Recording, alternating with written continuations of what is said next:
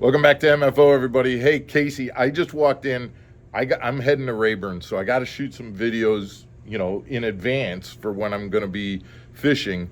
I came in and I asked you, I said, man, give me your biggest fishing secret that I can make a video about. And what was your answer? Be honest here. What was your answer when I asked you that? The one thing I don't like to give away, wacky rig, your drop shot. Drop shot, wacky rig. And my answer to you was, dude, I did a video on that with Megan at Hague Quarry, but we never put it out because, we had gotten done. And quite honestly, I don't think we ever wrapped up the video. So I'm going to show you and I'm going to show them the video that Megan and I did about wacky rig and a drop shot. And then you can come back and you can critique my video and tell me whether or not I did it the way you did it or whether you got some other secrets. I can do that. Okay. All right. So I'm going to take a look and then we'll come back and we'll see what you think of mine. All right. All right. Sweet.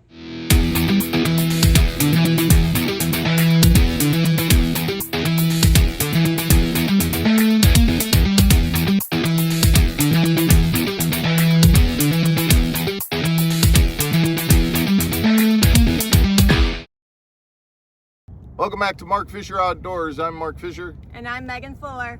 We're here at Hague Quarry and we're going to do another episode. This time we're going to be talking about drop shotting, Megan. Okay. Drop shot. That's a whole technique. We're going to show you how to do it. We're going to talk about two different types of drop shotting. What I call power drop shotting and then what I would call your standard drop shot rig. Stick around. We'll tell you all about it right after this. Real quick, guys, before we get back to what we were talking about, if you want to further support the channel or support your fishing addiction, go to Anglers International in Arlington Heights.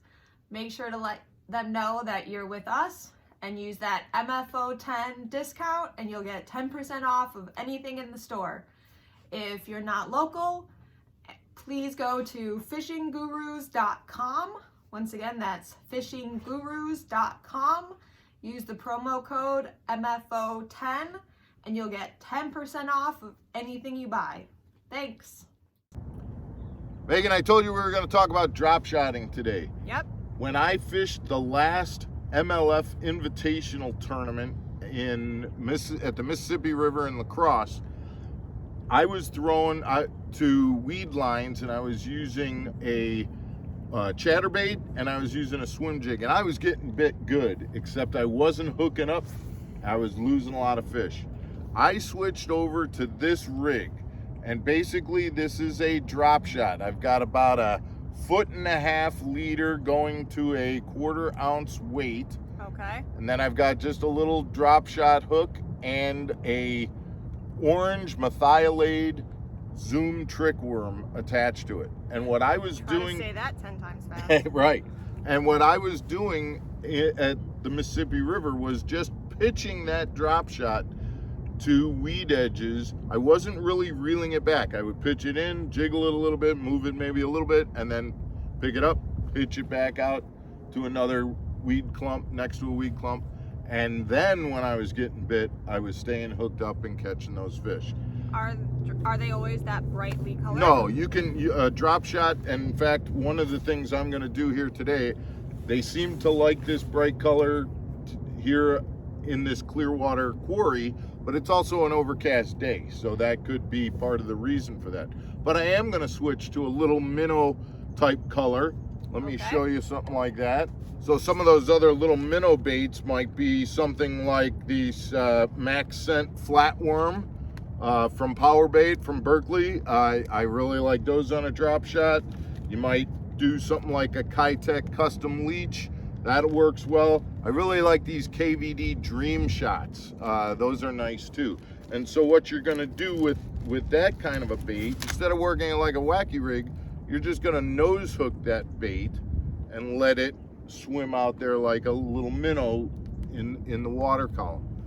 But what's the difference between a power drop shot and a regular drop shot? I'm glad you asked because I didn't really explain that well.